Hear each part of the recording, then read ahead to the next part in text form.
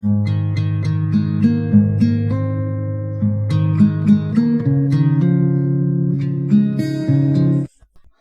J.Lalrosanga Bung rukna le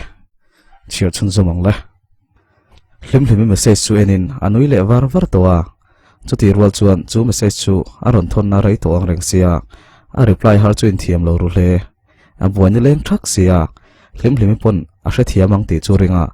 ma se lam mol kon sa jana tang khan khala kanin like ton ti lo chu anin betami lo khania are sapon bezui tange ati chuang lawa hlim po are bezui mak thosia ma se du tu na chu ana jok nge niang hlim jok chuan ava bem hasale tange khania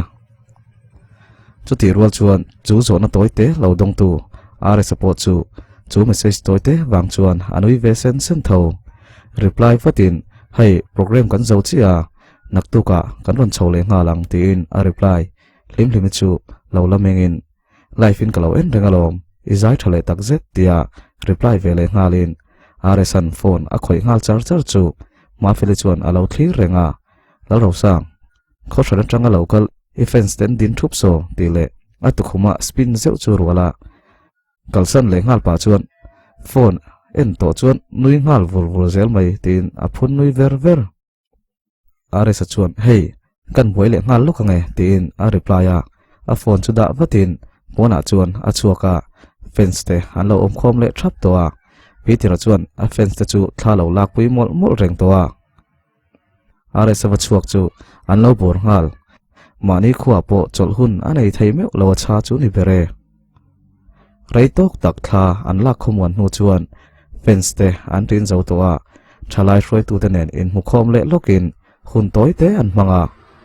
ti chuan mutsai an rel ve ta ni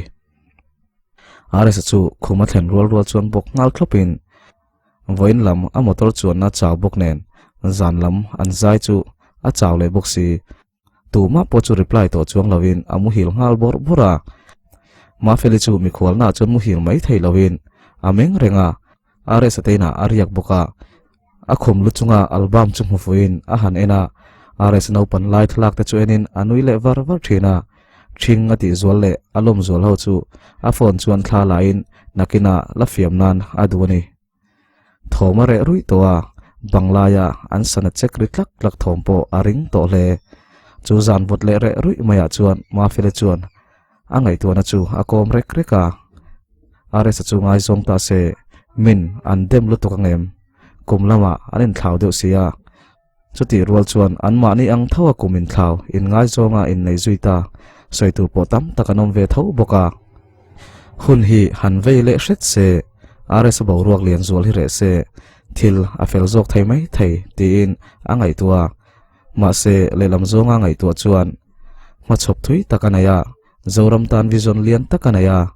ngai zong nei chuan chunga thil tum ta chu a len thei lo mai a lau bok si ama le ma chuan a committee ni berang chu ma se thumum takero atit thei chuang lo thokan la halin kut sui chuan atong traya mutzai arel veleta chu zan re tak chu amuthil san veleta ani atu khuawara aizol anglo takin zinkara chuan motor ri ruai le khol ri ngalte om velova aran lo khuang ala inchung rangwa chuan dai afarikal kala boruak la athiang sia ma feli chu ma taka thawin tuidam jing ni chuak suar chu thlira classic ni zung moi tak chuan amitala ema mu nomatin a thlir do dawa kha an la taringota are sale aunaw te ho po churon tho chuak ve trak lomin are sa chuan ne zan lama amut tam dewa wangin azia hokinain ria tin ma ni kho boruak nge chu alo ngei deuh te poniang azang hoi hian ain ria pona chuan chuakin ma felile pi tira lo ti mel chu awa muwa vapan ngalin zinkara wak pain khwa kan phang lok donem ni awati chuan ma fele chuan zinkar poni to lo hi alo ti muk pi tira chuan aizol chu ni se tuna ngai wak chuan e motori char ne mai alo ti chuan are chale ma fele chu annui suka are chuan itidu sarpe ka phai chu ala nar thur atia annui haudar dara tuidam khwa chu an phang ho ta thawa te chuan choi kham lama muang changin an chau ho veleta ani zawra ma chuan hlim chu a text fawa ma se hlim chuan a reply ngai mi lo thung zawra ma hian hlim le rs chu angai ve satli aringot ani maya heti taka a hozui hi a thian te po chuan mak antia thatak khan anin thla ton an sia engtin nge rs chu ming chet takin asiam thayang engtin nge phubala kang tharumin nge atianga social media mangin athang kam tum na ber hlim lain ala reply du miaw silo ma se beidonero atum hau lo thung hlim chuan rs chu jingkar chi bai bukin message san hu chialea rs po chuan motor chuang chung chuan hlim message chu reply le message zong reply don chuan atam lutuka motor chuan lai ni boknen hlim bik chu a reply rini hun anei vele a hlomin a reply thina tlangwal chuak tirania heti tak maya zoram nula le tleirol ten andu taka chuan mel du zong te po anei veya chung ho thlenga atana biak bi karem talo chu achang chuan shomati ve leka ma se ama du saktu te ho tho an ni hlom si an ni ti lungoi lo chu adu ho si lo machine hi la reng tura siam kan ni lova pangpar moi ber point chuai hun anaya chu wangin khowela hian engma kumhlun tura om lawa heng larna te po hi akum hlun don lo ti hrechianga nakin loka artist thatak takan ron chuakanga heng ama duwa bo tu te bok hi athar ladu jok tu turte an ni ti hrenga chu wang chuan a hun laina na chuan an tan thei top chua duwa pakhat po ti lungoi lo a hlau em mai ni hlim po chu lang chuan piak tam lo duwa chuti rol chuan aruk thayang bera biak ve zelaro atum thung motora rs phone a khoya anui vurvur chu ma fele chuan a fiam zuka va en ruk pa hian tunge hlim chu iwal him hal vur ve tin thik mel tak chuan han fiama rs chuan nau pangriat ve chilo ati zeu chu vele ma fele chuan izakem lalrosang tin a kuk fok rs chuan ano iwa mol tak tin anin mela an lui dun le ria rs thin lunga chuan ma fele le hlim chu ain buk ton zak ani ber mai amit chinga angai tu awang chuan ma fele churon lang masa jok thinin ma se rs po hian ma fele chu a chau phak lawa arwat ve miaw mai sia nie a thaber theilo na khovel ani miaw sia rs meu point phulo inti anei ve thawang chu mishing ve tho ani miaw lo ma fele chu aban phak lo pangpar moi takne na te khina hlimero a khoile khoi mai thei pangpar moi taknen ate khin thung aban phak lo pangpar moi na chu ral khata changa thlir mai adu tok don nge nei ngei tumin a thaina zong ina bananga kongdang adap don nge nianga a khoi phak le a khoi thei mai pangpar chu a thlang mai jok don aril ru ain swal ve bat mai chuti rol chuan a fence te aril ruwa an lo lang ve le ngal bok achang chuan tuipui zau taka longlenga chuang ang mai hian in chana clear car moi tak pathumina hual vela chung clear car zinga pakhat chu cholnan a thana ngai sia pakhat po apan bi kani chuan chung clear car dang panhi ta chu atan anin khar hlen turang hian achana anlom nan chuan khoi clear car ma pan bik lawa chu tuipuya khohar taka inkar kol chu atan chuan a thaberani chutiang chuanin adin mun laklo tak chu angai to changa thin mase ngai tu na diklawani hrechuak le thuai thinin engponi se anwahin katilom vekanga antan zoram tan ka zai zelang ti in aril ru siam sau sawa ama thaber chu chua zel atum midanga el lawa ayar ngai heklo mase ama le ama chu ain el fawa voin aya naktuka that jok zel chu atumani zol khopui chulut le to in are support chuan a chol ha dam ve deu tong chu ati lain mi anlo omle nuk towa camera nen an ron ding hal rup zel bok chi chung ho amu rol chuan nui sang hian ama chon le ngal thuaya aderin hlim mel hi a chualo ama ngai na tu te amu hian atak takina hlim thin ma se a chaw ve thin e mani thlate an la khau nu chuan youtuber then khat chu an la thukhum wang sha ma se chung ho po chu are sa chuan a thian kom mai towa anin nel to viau mai chung ko ang mai na en thai zela mirel ru thave tak chuni amen tor chuan a interview na pakhata phei chuan kha chen kanin shon chung khan mi angei le mi chanchin a chezonga a soi zau po ka shelo ati hial heng te wang hi ani nge yang pakhat na ani lo chung puwa mi ten an du em tin pathian nei tu ni na hian a tran pui em bokani pathian hre ve tu ni sakli alawa pathian mi hriat ani love song sama se pathian minglam a thul ngai lo mi tam takin love song chu sualang hiala ngai ma se are sa chuan asatu thin lung ani zok ati ve tlata dam doi po min dam nan an man chuan thil thania min ruina nan man chuan rui lo ani tam maya kha dam doi kha sual lawa amang tu thin lung zok khani ati mai thin Christmas light chuan program sang sanga akal kul renga ma felin chuan chiarin kom takin anin koma ma se an panhia chuan thian satlia mai lo deu chu a om thin sini limlimin pon anin beve tarenga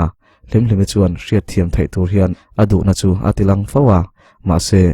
vabem thore ro adu big lo are samit chuan limlimi chu du vevia ma se athin lungin ma feli angak lat sia limlimi chu alapo ngam lo ani anin biang na po aruk takzel alani tin are satan hian langsar taka ngai zong nei hi arem ri tlat lo shim boka chu limlimi po chuan a hriat puya awati huam lem lo hun herle hretin limliminen po chuan anin nel to hle a zan khat are sa kon sa tho chuan mut ala chuak bok si lo mut ma ti in phone a khoi mai maya limliminen chuan in texin mas boruak te hi hanzo se buaya renga khoyai mo kan la leng chuak ve donia ti in are sa chuan limlimi chu shila limlimi chuan min po mi sem ati ngal vat are sa chuan te reng len chil chia halauti limlimi chu anui ngal var ka screenshot anga ka print anga kan tar teang iming karon sign tir bokang che atia an nui dun are sa chuan mi pain thu kan tiam to kan len lo ngai lo mo alo ti deuh kher in lapa theisia ni ngai zong wang hian ila trap lo tak takami limlimi chuan atia are sa chuan la trap nang tra ka tum lo a pa lo mai atia limlimi chuan tra hi pa lo ti na ni hleinem mit tui te hi aral thailo ui lo tur imangai tak ila ton lo wang ani chu atile kher are sa chuan ani kher lawang a hun lai ta chuan kan tuin kan mangai ve tho mai an hun aliama athar anna ron chuak le mai don ti hi hriaila ta na chan tur om lo nui chung hian ma chonila a thavek mai athi sam le limlimi ngai dan chu ni lo viau adang lo chuak le lamani lo ama khai tong to don hleinem adang ni lovin kan mangai khalom poimo chu wang chuan I mangai tak itonga akal san cheni chuan reilo te tal chu trap vero a chan chu mitui hi min ti chak lo tu le ti pa lo tu cheni lo imo thinlunga khatliam tongkai na hrilfia zo lo hi mitui na soi thin dan tral kan tum chuan kan na mai atia ares chuan min tra tir tral chu itum le taktaka min kal san tu chuan min mangai ve lo ni maya min mangai lo tu ngaya han tra chu ka tum bo lo atile sham limlimi chuan in la pa maya I pa dan thani lo ati muk message maya in bia mani se limlimi chu lungoi lo ti hriat takin atum bara are sala anui sun are sa chuan reply le batin taktaka kami tui thila zo tur khopa ngai zom mangai hi kala tong lo aniang chutiang ka ton huna chuan kami tui chu burte a ka kholanga kum to pa ka hralang tin zefir drama mi bok churon soile limlimi a serious te lul nen aresa awang le tlat toa limlimi po chu anui vele tangenge rei takanin biak nu chuan anin thla vele ta ani hun her zelin mas boru ka zawa aresa po an kholama kumthar mangin a ho zoka thingtlanga anun dan thin zong chu ati thei to lo handila ati thei lo ni lovin ati man lo ni zok take ma se mi angin roi theve maya zukchang kan bi ka tum lo a thian te nui war walin anui vele maya a uang bera azuk tang lea azuk nau thut lo tina ni chu kumthar roi theni chuan an huan tlo ngalin zong tra lo turin an chuak mi pa chun are sani si zong tra kongla asang thin sia widang chuan hol tlak mai an ril ruk amunan wathenga zong tra chu hol tlak mai chi ni hau lo are sa chu in lip sokin alon ngal zota anau thut lawa thailo anga thut lo tun ma ti thinania ala thei reng ma se akal pui tam zok chuan tun ma alon lai mungai bi khek lo ne son tingang mai adu lai bor chu a thliak mak mai ni chulai hmuna om te chu an nui dar dara amala chuan fiam thu tho reng bok an hlimpui phian youtube ate chung athing kung lon na te chu uploadin mitam takin mak antia an hlimpui bok ti chuan tuidama chuan cholzuk mangin mani khuwa nge chuan a ha dam ve dewa chuti rual chuan ani hi zong alar ma khoshana tangin an ron pan le chota anila mitin ban le pan phakin alawom ve bok nen amulai te po an kai tho nok noka intingam tlak tak le mel hriat dewin thla an lak pui ngal maya anila chuan hlim takin alo ma chon ve le mai thin boka alara lar po hi atlin tak zet tin a thian te dang ho po hi an ni thau mai tun tu mai kon ho hi an fu chiang ani chel tu om lo ni po aliam ve hret zela are sa chol man po atop le don ta aizolam apan ahun le towa bong kona concert nei donin ta chuan mizoram top artist ho tun haya kan nei that ber ber tenen an zai ho dona an host po ma felibok ani le don tin amuna chuan hlim chuan enve ngei atum bok are sale ma feli in kau chuak lai amun nge ya amu don ani hlim chuan ma feli chu thik ve tho ma se anin me atin an pan hi om dun hi mu nom ati ve thawa tin ma fel hi angai sang viau bok bong kon concert ma chuan mun sang sanga chuna te zain achuak fawa kumathara are sate borok chu are mayang ti tam takom ma se a chet vel dan le amuna mi pui thom te chuan are sa borok chu alare lo zia an mitin an huwa an bengin an hriani bong kon concert jan chu aron hel chuak tak hlim pon leather jacket nen chulai mun chu apana stage aron lon ve ngei tur thu are sa chu hrila are sa chuan ingam lo vei tin alo chang ve bok zai turte an thabuka mipui an phur to tak zet host ma fili ron ding chuak la in mipui an phur to moi moya a kau chuak mipui in long via ma se chulai mun bo ro chu ala huai lem lo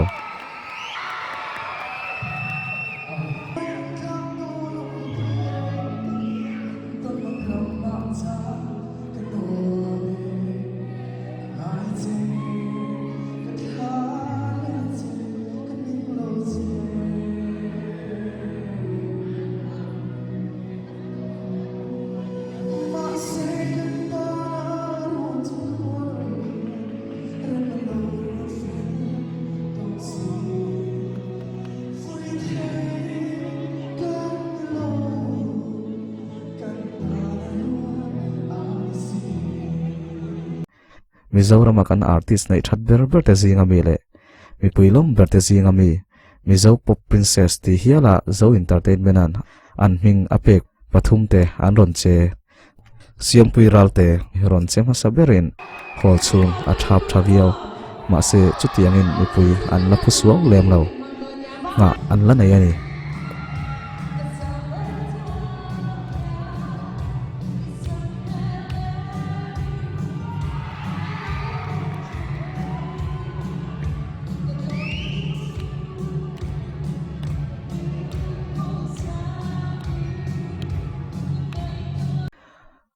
zai le chilo pian nal em ruat pui aron che chun zom le mi pui phurvia ma se security tana boi thla khop eng mala thleng lo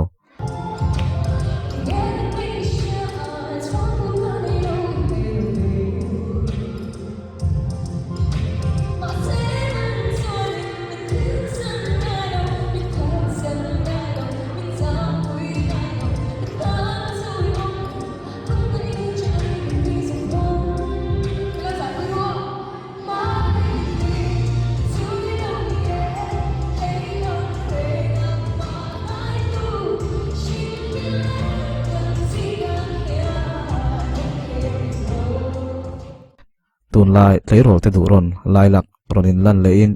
ani point mi pui ala ding tir suwa zo bik lo ma se ani pathumi zong an thatlang ani sang tei khup tong zai chiat nei ngai lo te an ron chebok ma se chu mun bo ruak chu ala ri luai chuang lo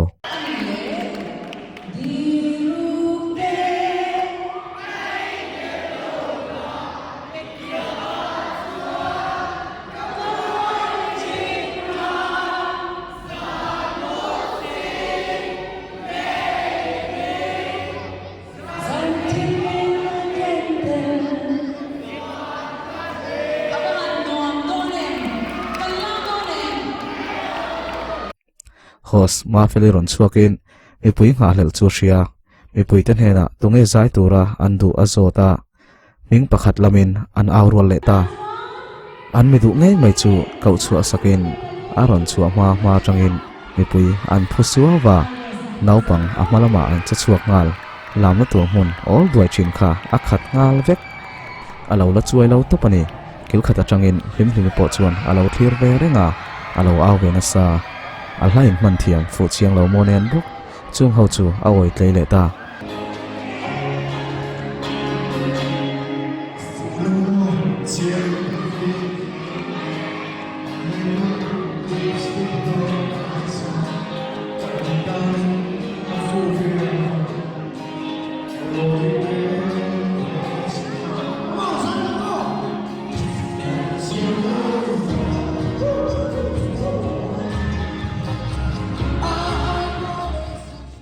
security pon na anei le tanak nak mai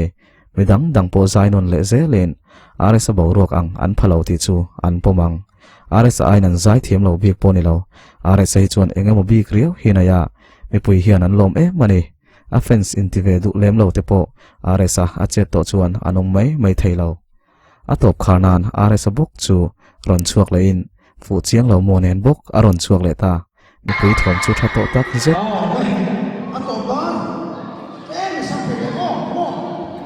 phụ trợ là mọi cái tổ hợp là phụ trợ là mọi có là đâu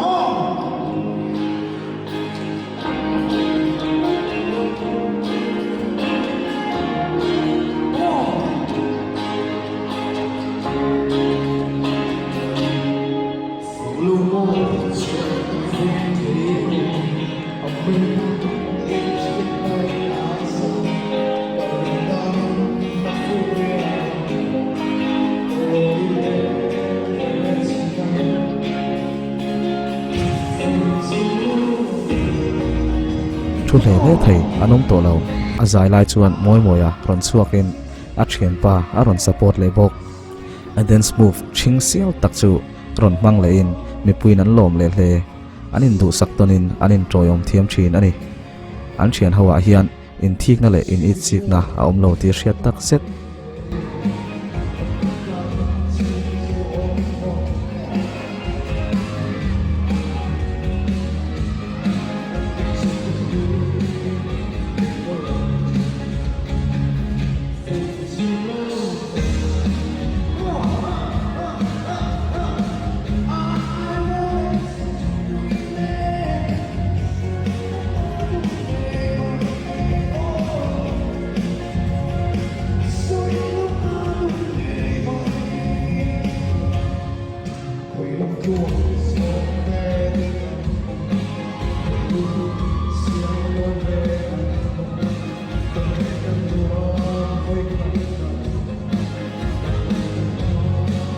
ti chuan zai zelen mi pui bei sei lo le rin lo lutokin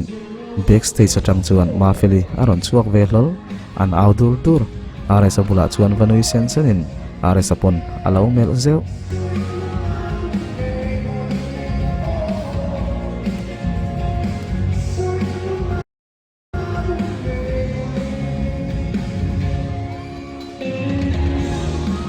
lim po chi bai turin a chuak ve ta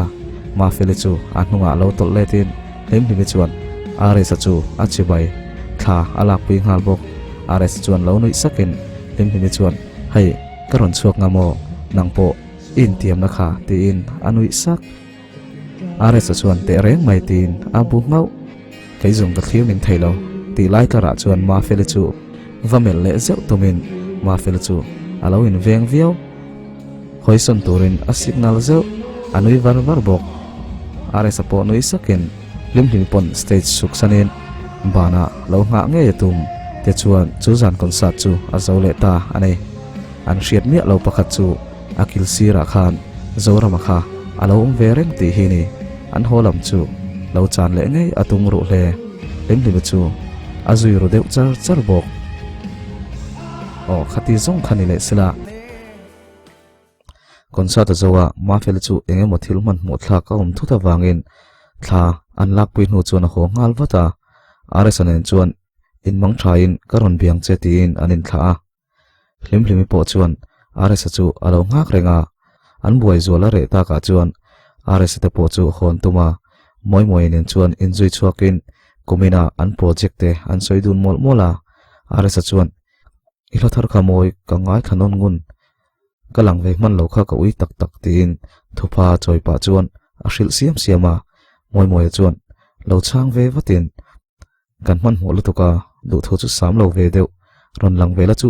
views se tam pha don mole million views te po habai se yom nang fans nga ti chuan a han nui var vara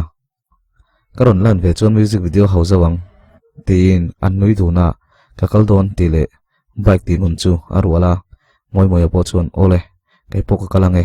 kanin bele donia tin a phar zeu are sa chu tlana tum mek lai chuan a phone chu lo engin hlimhlimi phone call ani kalo lang hak cha thil pek du chekana ya ati zoi sap are sa chuan o avan tlai to engin ngei huang ati moi chu lo la kal bik lawin avan poimo thin ong ve mole ni chenpa ka kal tin abaya are sa chu noi sukin ole ati ve mai boka hlimhlimi chu lo tong halin hey two wheeler taxi ka mang mayang local zoila in veng lama kom atia are sa fence te po an hodar zautowa are sa chu chaltlang lampan chu na tlan chawa moi chu akal na lam tur traffic azam dewa wangin alatang are sa tlan chho chu muin abai non le are sai ro chuan alo mu to lo are sa nunga chia chuan scooty hian chak takin mi pa pakhatin azui chho ve ngal moi chuan enge ni hriat ni ama chuan multu om tlata rem lo chuan a bike chu herletin huna du review mai reife nuwa chuan in herin are sa chu aum chho ve ngal are sa chu thleng chawin kongsira chuan leather jacket ha nula dum tak chu alo ding ran to a abut bun chuan a omna bul vela lungta chu a chui ke kewa are sa chuan mu vele ading ngal hlimhlim chu lo nei var varin ivan reive alo ti are sa chuan a chang lo a bike chu stand thain hlimhlim chu vapan a kut votler chu va vuana ka glove pack chakha bun ta che ati sapa o ka bun phal leine ina ka da tha te lo changal vatin are sa chuan a tang kaina awmom lo ve bun tura ka pack chani kha ati zoi su hlimhlim chu noi san sen a tang kaina lam ka kher lo ka ta na hlut na kha poimo zok nangpo ka muffler pack chakha ati zui ve ngal zat are sa chu chek lakin ni tak thilmin petu hin tamlu to kamo eng bernge po ka shele to lo ati chuan hlimhlim chu tum le bar toin nia ilake malom indo kan shuk nan lo mang ro tin le lama hoi mak are sa chu noi sun sunin chu tiang atan ka phal haine enge min pek tur chu min lo mu palang atia hlimhlim chuan hei kai ma phiar mozalum le kutkor le lukhum lum tina peya are sa chuan avan nalve ivan bon arong hi ka du zong tak kalom lu to ko tin a mela chuan alom ti hriat tak zet hlimhlim chuan chu tianga an pahnia hanom chu nuam ti viu ma se are sa fans dangin an ron mu lau sia kalro taxi chu kan biange kan venga mi ka kol theilom ati maya are sa chuan long ha pi ngayom sia tin abula chuan ding ve reng zorama chuan are sa te omna chu lo thleng chho trep to in chemte hum rana a han thlenga are sa le hlimhlimi in nei takalom don chu muin tharuma ti na tai chuan timwal phoila a thazo kang ti ril rupuin a chemte chu ada lut le hlimhlimi la chuan a two wheeler taxi driver number alak sakla chu a kol tlang thaimi lo le ngala ain thiam lo chuan are sa chu kaltoro tin anam are sa chu lo tangin o kalong pui du chelom le taktaka mani chok chuan ingai tu omalom tin alo tangve hlimhlimin ka ngai tu omlo ti pa kaltura vanam le tum chu ama tui pipe an phum chu palin atlu trepa are sa oma chuan ava bei thlop are sa chu lo vei nui sakin hlimhlimi chu lo poma changlem thil ti thaina ti in anhunga alo chul heu hlimhlimi nuam ti boxi lai boxi chuan are sa oma chuan chumin ininom lalrosang tin akal son wat chulai tak alo la fu chu zorama chu lom hle a social media lama aresan nula tompui ti in poster tuma a phurtak zet aom na huna chuan abiru thayang berin aoma thom adim viau bok aresa chuan min ko chak hrim hrim ani kha tunlai chu ko tu ka tong tama ngaya ka nei to a haulutuk tina fiam zui limlimi chuan nuam ti viau ma se ko chak ni anga lan chu du lo ka chak kher lo tai te fencing a kain le san dai meng che ati tarimut aresa chu noi put putin a chinang ka glofi ka bun tir le chenga hei chu mi min pe kania min pelet liang che atia limlimi chuan te reng mai kan thil pek ve che ai chuan I hlut ve bang chu ati deuh kher aresa chuan han kol lete atia limlimin a kol tlang thei tak lawa chuan aresa chuan tiro kalo thla mayang che tin bike a chuan chuangin limlimi po chu alon ve ngala aresa chuan ngoro ka kut kor sial deuh hi kan bun lok min petu hi apoi mo sia ati deuh kher limlimi chu alo nui san sana analonia bike khalnan chuan ain rem lawang hei hi bun mai ro tin a kut kor chu phelatum ares chuan bike khalna tur hrim hrim phiare mo katia anal lutuk tin anuya bike chu tinungin atlan chuak don ta an tlan chuak tur chu zorama chuan ares bike number chu zoom in aresa ani ngei ti fianan a mel chu lang tho ma se zan thil te ni wangin a fia lutuk lawa a bike number po chu chiang tak chuan lang lo ma se chik taka enero chuan a hriat thei ani atin uluk hle aresa ten tlan liam chia moi moi ron thleng halin scooty park chaka garage birulaya camera nena aresa lotin ran tu chu a mungal a bike chu stand thangalin aresa te tlan liam chu a zui lawa garage thimlaya phone lo khoi mek lam chu apan chu pa bula tak chuan wadingin ani chuan phone lo khoi ruk ruk moi moi a muthut chu a phuzoka a phone chu thlau ngal moi moi chuan engthil ngei tia iwa phuna sa ve a ati chuan chu pa chuan khatianga mi maron lan thutin tunge phulawang tile a phone char tum chu a rual ngal moi moi chuan a phone chu a ke chuan lo thai sunin ngoite arukin ka thian pa te thla kha ilatlatin ka ria tin a phone chu chusak zoram phone chu lain a screen chu alo lein lokman lo hlava FBI chuan RSL limlimi video chu anin ko pal laite baika anin phur tur chia te chu posalo tum chia a caption la chu adu tuilo em mai le ngal love song sange nge hi chuan pathian minglam ve fo ma se a thim china chuan pathian hi an review lo mi pui ma thu soile a thim china mai chia om pui la ya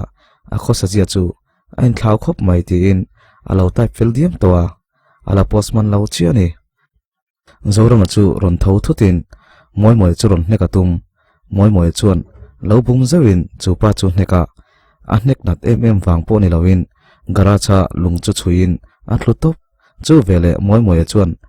a bag chu phor ngalin pistol chu ron phor chuak in venan ikea kap taila dana chuan kathiam zok thawang e phone in lock hi phella ka thian pa video kha ka mu line delete vekro atia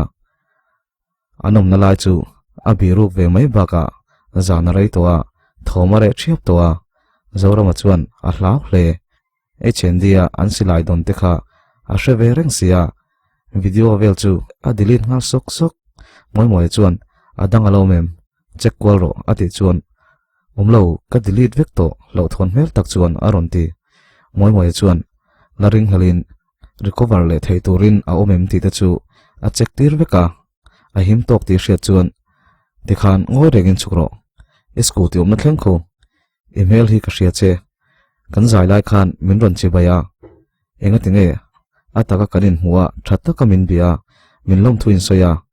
bolai taka min biak thin lai hian tungen ni tin hriat thei to lo na tur chu social media lama hian dot le tong kam che tak taka in soi chiam thin mai le sima khun to ami zawril ru lo ti in azil thamol mula zawrama chu ngoi reng moi moi chuan a scooty bul thleng chu chuk pui to lem lovin a bike bula tang chuan atlan liam tur chu thlira asilai chu enin anui suka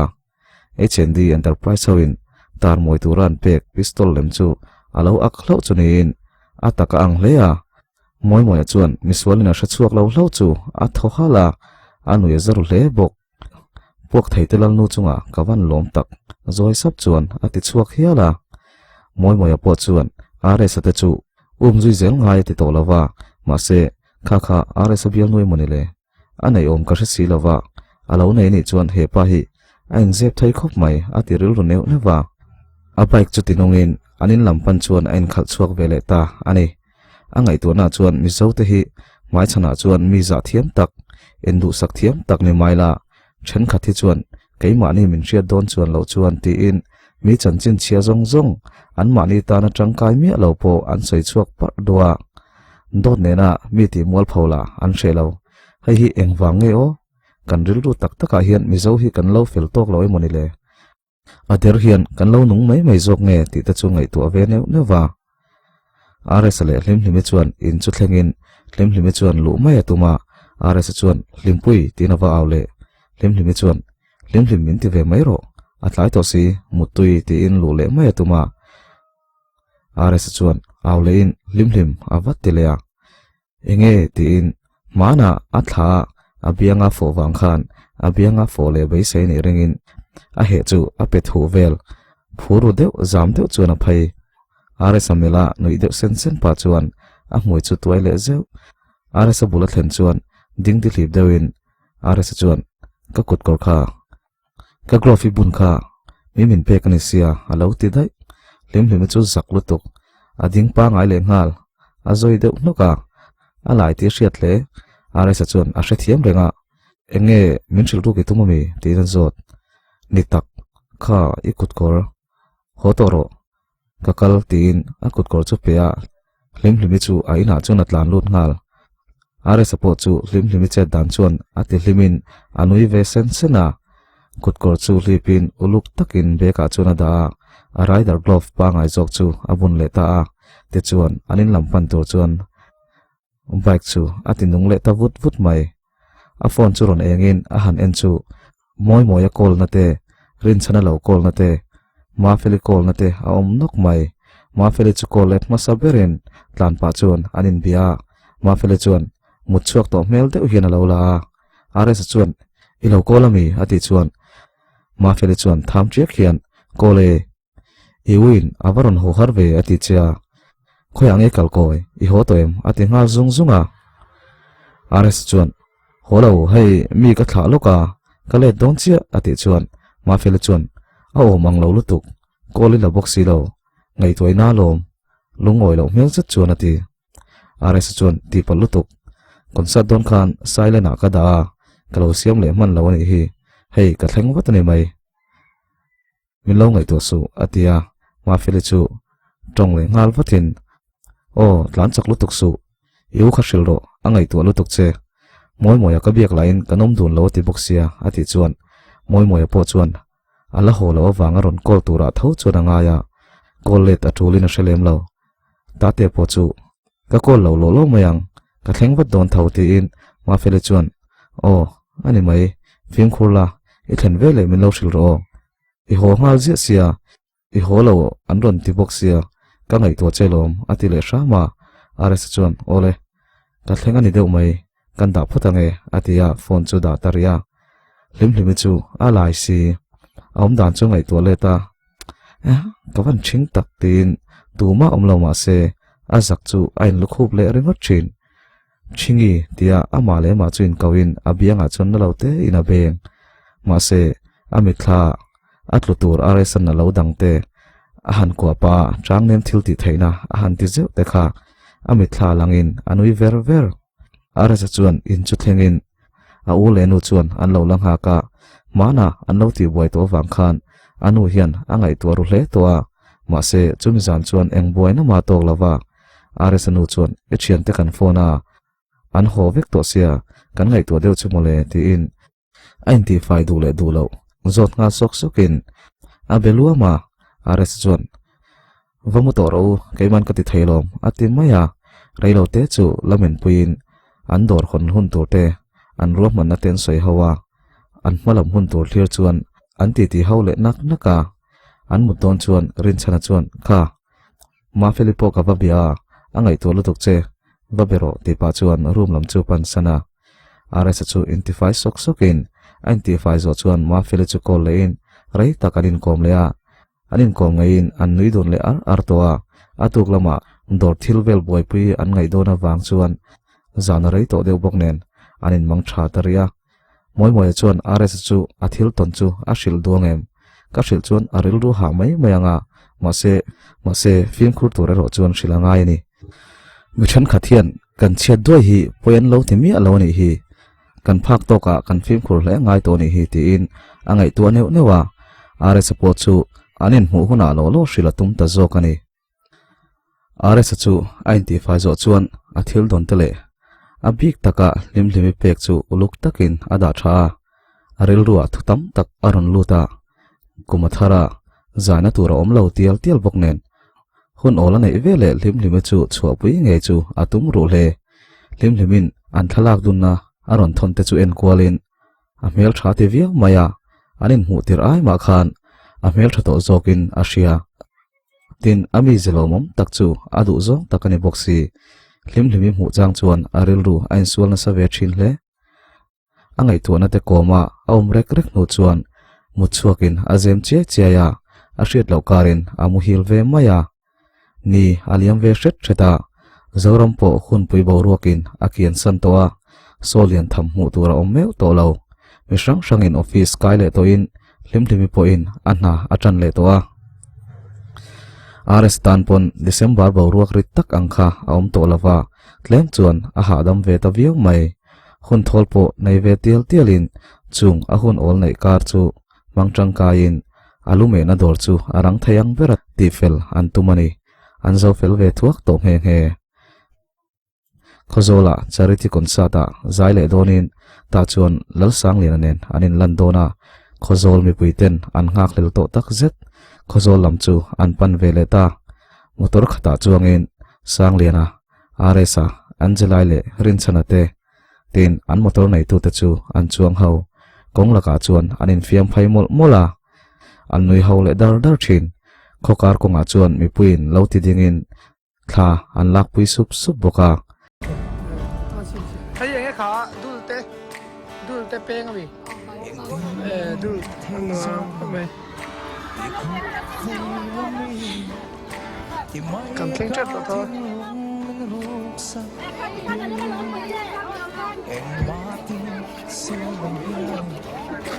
cho vào xe mình tới rồi không phản đối bị về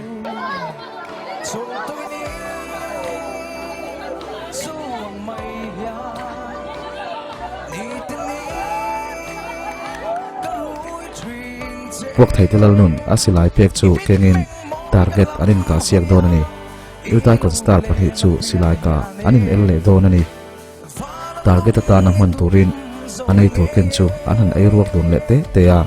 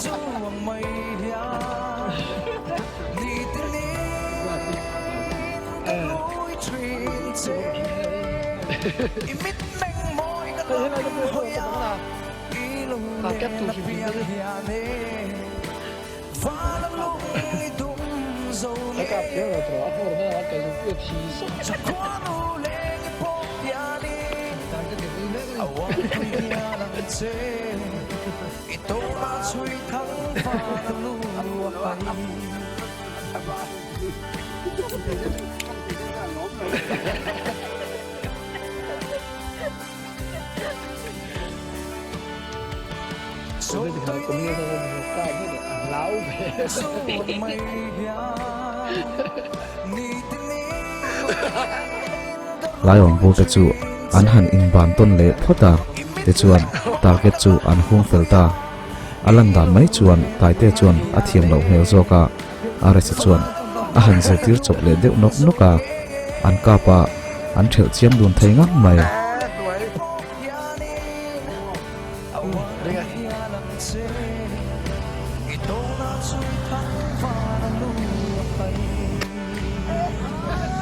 te chuan an ka tlo tlo hnuah chuan an rei ta phiana an nui le dar dar thin kong laka lo mu ho chu an ding sap sap loma thalak pui tu tur an ron om khom le ta a top nan silai chu an met puak le a silai hi an lim pui phiana e chen di silai awangin ares hian dot manga a ming chian na tur laka a him ti po alain shelo moi moya ama boi boin ala boya an lain hman lo bok nen engma ala shil lova ria se chuan atana thian pain pek zia chu a hriat chuan along ve ma tang le motora chuang mi then khat chuan thalak pui turin an ngak thapa ma se an lion in ru bur anin ka siak le lok ton taite chuan kap ma save to in are sa chuan ka dan tur lo shil mol mola a han kap chia a fu ta chat mai taite a ain ti thai viau fu chen pe zok chuan silai chu ron hum ve la in atin wang wanga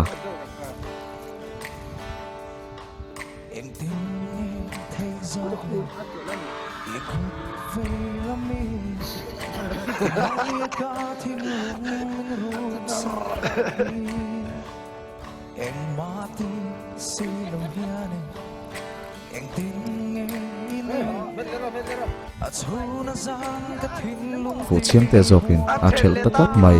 an nui na sa a zir tir tu zokhan a ka fu tatlat lo heta anin ka sia khi a tak taka annun ang mai ania a tha pani me puita du ron pani ania tum lo poni se khai khin le in elti reng ania ma se an ma ni tak tak ro chuan a tha zok le ti dan tur in shil ton rengin a thai ang angin anin support ton zok sini an ma ni lo ngak tu te chu thla an lak pui zuai zuai nu chuan khozol lampanin an kal le don ta ani lim himi chuan ares anena an kal dun na tur te chu lo en kwalin customer an nei vak lo kara te chuan mun nuam deuh deuh en kwala adu thu sama mu thailo an chu adun huna chuan za po don lovin ka du thu ka shil topang a fence ang chau ni lawa ngai zong tura ka du thu hi ka shil don ani ti in aril ru siama engtin tak aresan lo nga yang mo andora chuan J.Lalrosanga zai bok chu play le in chui thang wala lu hai ti chu uluk takin angai thale a ara sak chu atana asak ni se atingoi ngoya an thalak dun na ta chu enin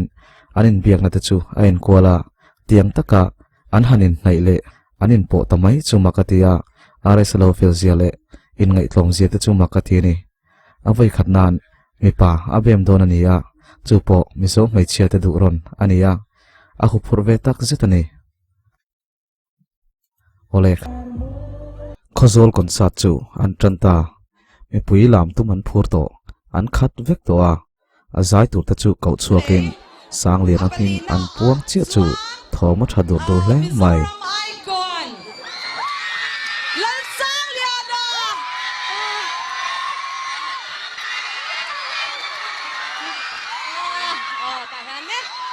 mase fans tam takin mi pakhat ron chu hun an langak host point chu chu sia in mi pui te du ron chu a kau chuak le ta chulai thom chu a thatak zet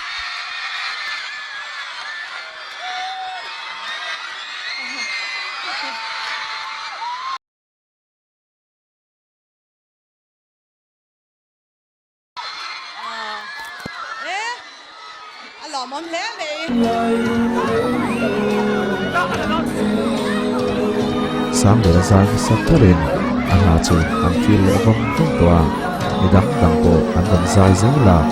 kau lo pakhat an la nei tlat tu dang ni lawin J.Lalrosanga ani a kau chuak chi chu mi pui an phu suwa wa a la sak tu le mi puin an thlan tur chu kan riat vek kha ti chuan ro pui takin a cha chun zom le ta ani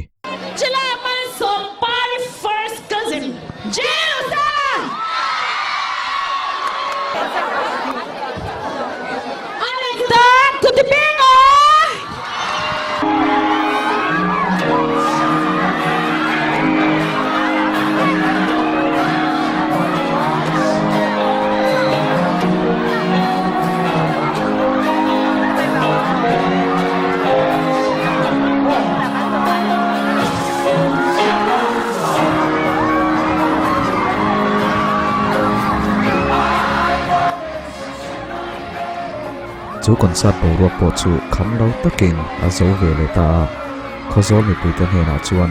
aron kal le ni chuan ran ngau zong tura akal to tur thu chu soin an outdoor dur mai mi pui hian an la lom tak zetani tin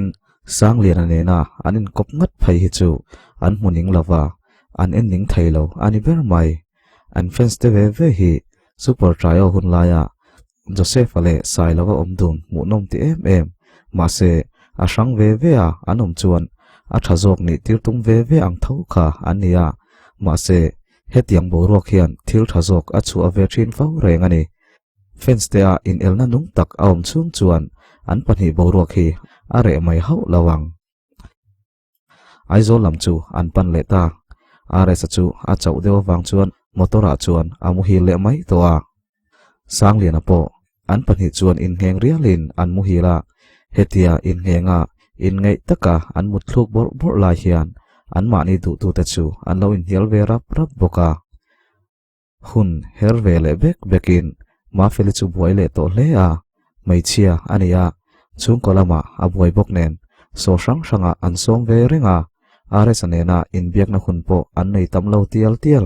chu ti rual chuan a thin lunga riak reng soi chu om lo chu soi chu a cha ka eng ti kai mo chuan are saril ru sheve tu shim point ka du thu hi kala soi chu veang ma se a za thak don ani ti in a ngai tuwa chu tiang ang tho ngai tu na chu are sa chuan anei ve bok uma feli ti in ka kau renga chu ti lai kara ka du ni ti ka shil thut chuan min ngei emo min kom to lo de emo ta se kata na shom don lutuk ma se eng ti kai mo chuan kala shilang ti in rilru asiama alukhum parle ale dar jacket ta chu a han ena han pa viu maila mai chia kan du tak te bula hi chuan alo pa tak thailo ni hi ti in a phun sapa ador khon thar tur lampanga na thok te chu a np ve zuaya tlailama program anei le dona wangin dora po chuan a umrei man don lova man ruwa an mamu ang chu acha khom zel boka tuidam kong sira lume na dor te ve tak apan tu po harsa ve te khang ho ame saklaya aman rote angai tu chuan hetiang ang hun alo thleng ve tamai hi makatia alom tak zetani ma feli chu ina omin alo zaira trata chonthulama interview anai dona wangin chongmalam chu aom ha dam ve loka langai thain amuzal mai maya aresa message chu dongin dor honnia local ngai tura asom nani ma feli chuan hetiang lo deu ai official in somna kadu ati khera aresa chuan daka karon thon tir donia nula senior ho hi chu in khirklat ati deu kher ma feli chuan izakem nangain kanau pang to o ti in anui le sen sei chuak lo ve ma se an pania anin bia ki chuan an hlima nuam an ti hi a hriat thin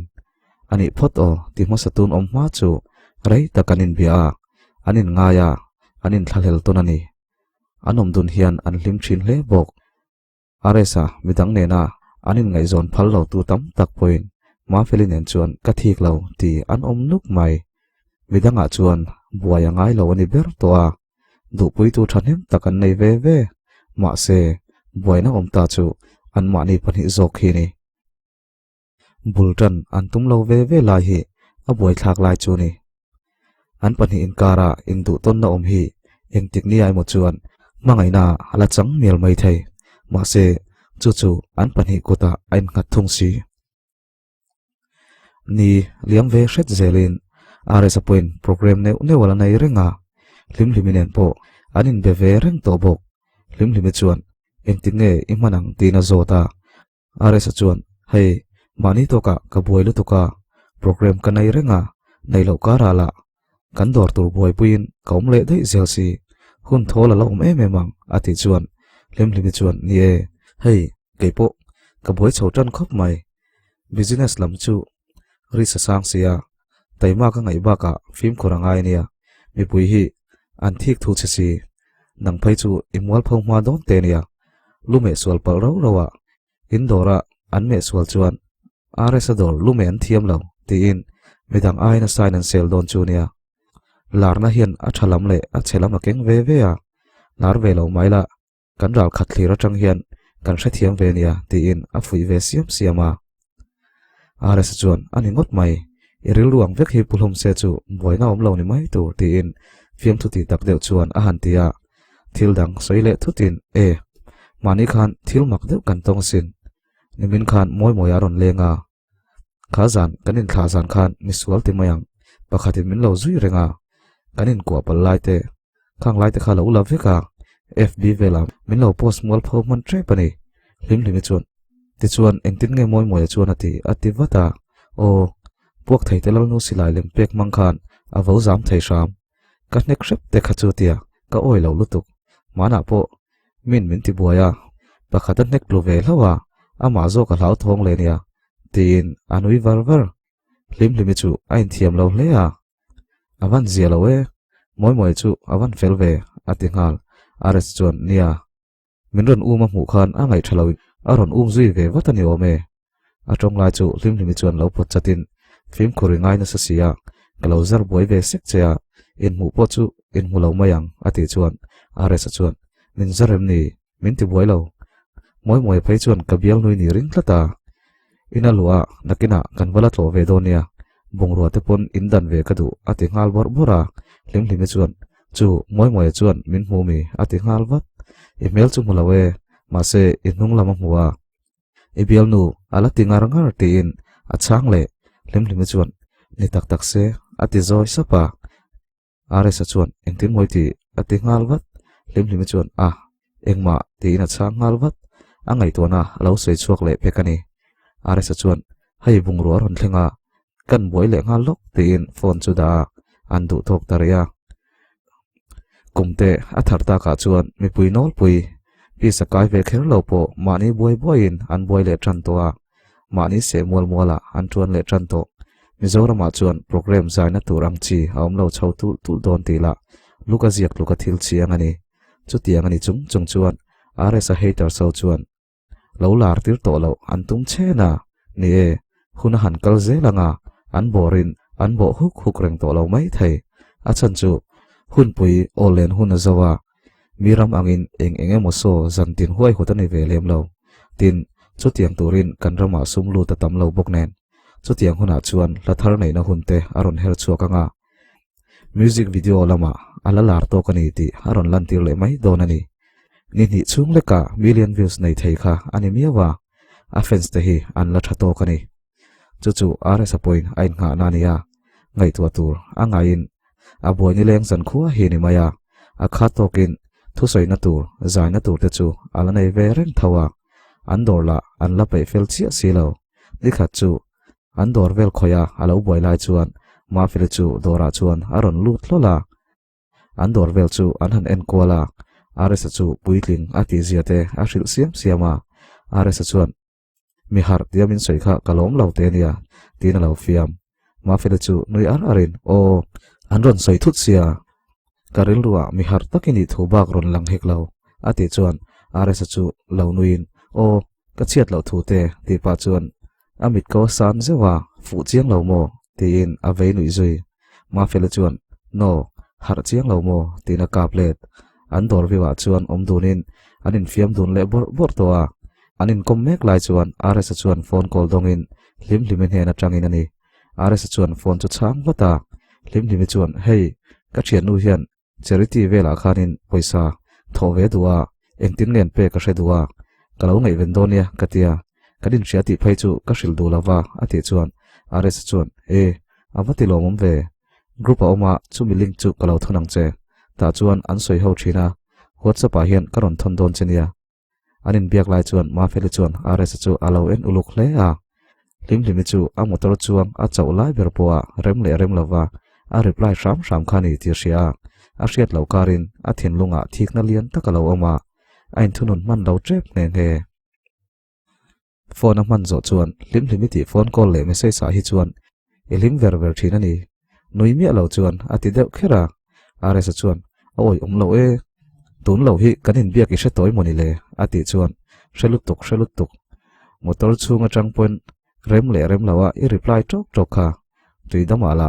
fence an nga thup lai chakhan i lo biak le su kha tu nge ni ibial nu ve deuh ro em ni atia are sa chuan ni ta se I thi ka ngem ati zeu ma fele chuan thik lo lutuk ifens ten an thik zokang phim khurang che te in nui lui deuh sak chuan azila are sa chuan ka bial nu ni lo ka thian nu thar ka fence zinga mi ni kha charity chungchanga min lo bia ni kha lo thik wat zel su tin anui sen sen ma phone chu reve ngalin mi pa o nia lau ta da kher o aninom ka soi pe zong ni lo ka ti kha hei are sa dor tura ko ma karon kala ni mai ti in aron chan ma chuan lau ta da chu ati top ngal mi pa ron be tu chuan engi thil so yom zia hei M6 lama khan nangma hi interview ar turin lo som che kan tuma ati chuan ma fele chunuin are sa chu va enze are sa chuan an soi hriat tum chuan a benga lo chi uluk le a benga lo do ha a thik mel hle nge nge ma fele chuan a thi ka ni ti hrethiamin anui se ya o karon pe chiang le don chenia bai pho cho kalau kal ngal ti in phone chu da are sa chuan tunge alo ti wat ma fele chuan nang chau hi lak bi khleinem ka kalange min ngak tin a fiam zui are sa chu ngoi wang wangin phim khurang che I zom na ti che thei mi pa te kha ni nge tin azil ve ngal ma fele chuan ole awares tak taka dor hon hun chu min lo shil chiang ro tin achuaka are sa chuan pon thleng chu awatha zan khat an concert don chuan hlimhlimin chuan in bele in hlimhlimi chuan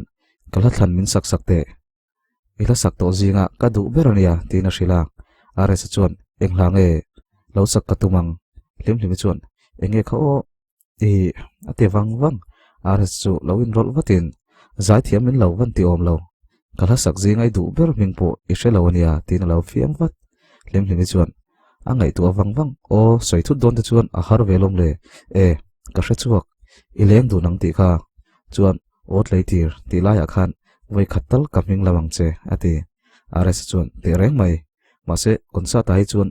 rik loi le lam dup dup lam hi an du jok thina ti na lo chang ve bok ni chia khoi lai ai mo cafe vela or bar poni se zaila hela hi saila te chuan no dong pain lo feel vong vong ila ka chak ma se zu kher ka tilonia ti na nui nia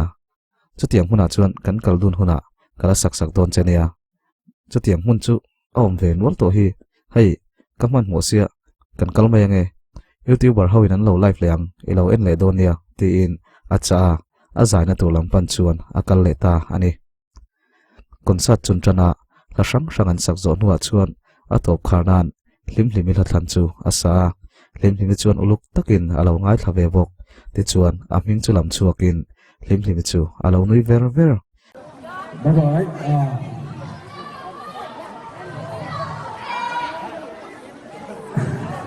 Hello, Christian.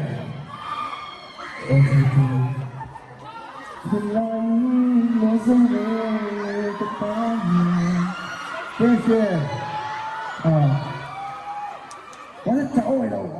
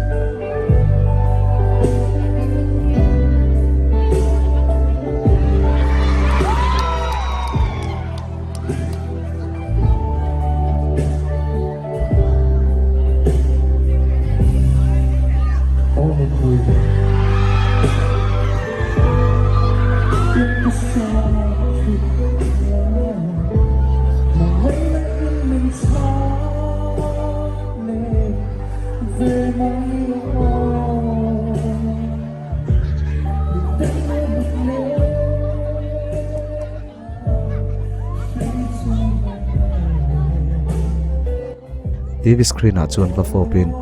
orosang ati ve sapa amale ma chu over ai tin a hanin ten le lek leka ma se aresa mu hi chuan a overlo thei thin si lawani a chang le TV chu a ko le wong wong thin a suang to na chuan an leng dun thina mangai na par te po an tlan dun thin ma se ataka zong chung chu ala thleng si lo tin a thleng chatuan lo hial mai thei program zo nu rai vak lawa chuan RSN chuan in bele ngalin RS chuan an in alo thleng le der towa live phelo enem iming kalam kha ti na zot ngal en chiang e ong huna ka zuang tor mai ka thian nu ken puya keima ka ni ti shabuk si lo oi chu iming angalam ka thik che ati wong wong ama hi sang le na fensania ente adu ve reng tho chemole ati ngal zung zung RS chuan lo in soi mai ta che ati chuan a chi lo kanin kom thin ti sian tam chuan min keima kal tlangin ron biak chen tumanga ka thik zel don boxi ka pe vel lo ati chuan RS chuan don thui thei boxia e thian nuang chuan nangpon sang le na po du thoro fence ani kop thei tho long ati le sham lim chuan du ve tho e ma se fence tak chu ani kop thei lo niang sang le na zai that dewa nangman ron sei chiat che hian e ama le a fence te hi ka hotel don zel hardcore tak tan chuan fence ni kop he chu alo har ni hi ti in anui RS chuan in ha thlak ve boxia in ti lo mom thin boxi e dor kan hong trep to lotel vela ti na som hal ole khati zong khalo ni le silla lim chuan nia man chuan ron tel ka tum don nia mani to ka ke po hi ka boi ve to lu tu ka ma se ron kal ve to pila tu man min sha ve om si lawa a za thla ko me ati siama RS chuan o ka hria chea ka som chea widang hriat khara ngai hleinem inin hre chop zel mai don alom a holu tuk tin anin biak na chu ati top le ta ani ma Filipo zoram tharvela an biakin khoi chungchanga an buai hlea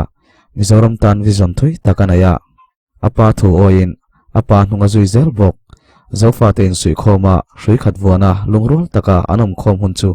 ngaklel takin a thlira kan rama pathian lalram alodin ngai thainan thaito pachua a ver buai ve map reng mai RSN chuan an malam hun te chu an soi dun thina pon lama chuan uangin nui dun thin ma se achang chuan khun khan takain vein an ro man na le an malam hun te soi dun chang an nei fowa ma feli chuan MLA lama te hian in candidate le taila men pui dunem a han ti fiam thina RS chuan te reng mai MLA thian nei te po cha ko malom PA a katang te in an nui duna ma feli chuan ka driver ai tang donia ati chuan RS chuan ka pai lo driver na chu ka ban san to fiam thuti tak deuh chuan alo ti le bok ma feli bok chuan ani